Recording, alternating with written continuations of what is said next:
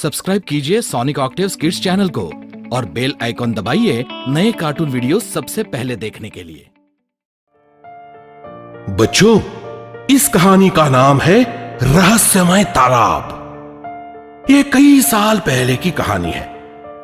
भारत के उत्तरी भाग में सिंहपुरम नाम का एक राज्य था। उस राज्य के पास जंगल में एक रहस्यमय तालाब था और उस तालाब की दूसरी ओर हीरों की एक सुनहरी खदान थी जो हमेशा चमकती रहती थी। वहां जाने के लिए इस रहस्यमय तालाब को पार करके जाना पड़ता था। ऐसे कहते थे कि जो कोई उस तालाब से गुजरता था तब उस व्यक्ति को ललचाने के लिए तालाब में से उस व्यक्ति के पसंद की सारी चीजें बाहर आने लगती थी और एक प्यारी आवाज उस व्यक्ति को पुकारती थी। अरे देखो, तुम्हारी पसंद की सब चीजें तुम्हें मिल जाएगी। बस थोड़ा झुक जाओ और ले लो तुम्हें जो पसंद है।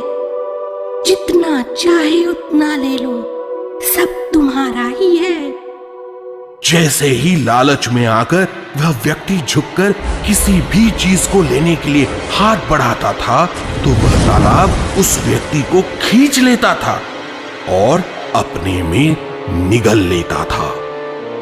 बहुत लोगों ने हीरो की लालच में बहुत प्रयास किए, पर हर व्यक्ति उन वस्तुओं के मोह में फंस गया और किसी को भी तालाब के दूसरी ओर जाने में सफलता ही नहीं मिली थी। उस राज्य के राजा को वह हीरो की खदान बहुत आकर्षित करती थी। उसने पूरे राज्य में ऐलान कर दिया, जो कोई तालाब के उस ओर जाकर हीरे लेकर आएगा उसे मनचाहा इनाम मिलेगा। लेकिन रहस्यमय तालाब की कुख्याति की वजह से वहां कोई जाने के लिए तैयार ही नहीं हो रहा था। उस राज्य के गांव में एक गरीब बूढ़ी औरत उसके चक्रधर नाम के जवान बेटे के साथ रहती थी। चक्रधर एक स्फूर्तिला जवान था और बहुत होशियार भी था। उसने राजा की बात सुनकर अपना नसीब आजमाने की ठान ली। अपना भविष्य उज्जवल करने के लिए उसके पास ये सबसे बेहतरीन मौका था। तो चक्रधर मां का आशीर्वाद लेकर हीरो की तलाश में निकल गया। जैसे ही वह नाव में बैठकर तालाब के बीच में पहुंचा तो हमेशा की तरह अचानक तालाब से बहुत सुंदर कपड़े, जेवरात सब बाहर आने लगे। पर चक्रधर को पता था कि अगर वह उन चीजों की तरफ आकर्षित हो गया तो वह फंस जाएगा और उसका अंतिम लक्ष्य कभी साध्य नहीं होगा। तो उसने उन चीजों को अनदेखा कर दिया और सिर्फ आगे बढ़ता रहा। उस तालाब से फिर बाद में पैसे बाहर आने लगे। फिर उसके बाद उस तालाब से बहुत सारे सोने के सिक्के आने लगे, पर फिर भी चक्रधर ने उसे अनदेखा कर दिया और अपने लक्ष्य की तरफ आगे ही बढ़ता रहा। थोड़े समय बाद उस तालाब से वही प्यारी आवाज उसे पुकारने लगी। अरे ले लो ना, ले लो, सब चीजें तुम्हारी है। तुम जिस हीरो की खोज में जा रहे हो ना, इससे कई गुना ये चीजें लेकर तुम अमीर बन जाओगे। फिर क्यों इतना कष्ट उठा रहे हो?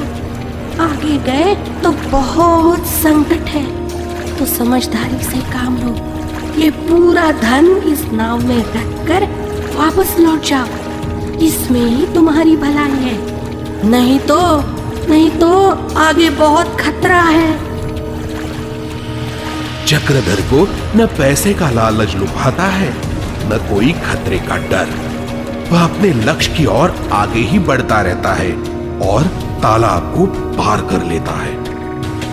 तालाब के उस पार उसे हीरो की खदान मिलती है और चक्रधर वह खदान से बहुत सारे हीरे नाव में रखकर राज्य में वापस लौट आता है।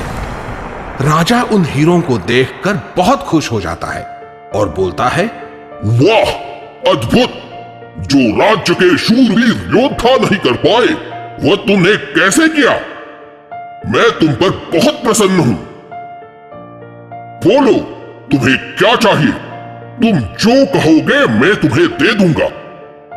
उस पर चक्रधर ने कहा, राजा, मुझे मेरे लिए कुछ नहीं चाहिए। मैं कहता हूं कि इन पैसों का उपयोग प्रजा के सेवा में लगाया जाए और जिससे प्रजा भी सुखी रहे और आपका नाम भी हो। चक्रधर की बात सुनकर राजा और भी प्रसन्न हो गया और चक्रधर के साहस, सच्चाई, होशियारी और सेवा भाव को देखकर उसे उस राज्य का मंत्री नियुक्त कर लिया। तो बच्चों, इस कहानी से हमें यह सीख मिलती है कि हमारे लक्ष्य से हमें कभी भी भटकना नहीं चाहिए और दूसरी बात, दूसरों का जो करे भला उसका भी होता है भला।